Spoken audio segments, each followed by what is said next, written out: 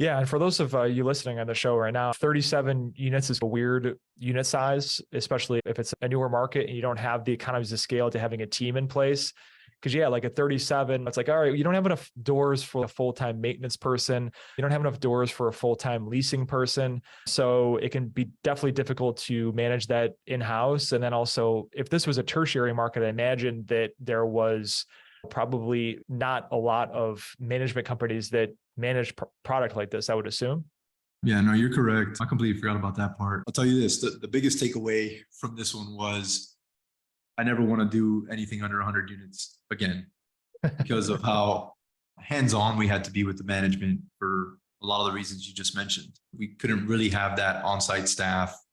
We tried everything from having part-time to having a floater that another management company that has several properties there, from having manager slash maintenance live in one of the units. None of them really worked. We ended up selling to somebody that already had more apartments there, right? They had already done what we had planned on doing in the beginning and built up their unit count.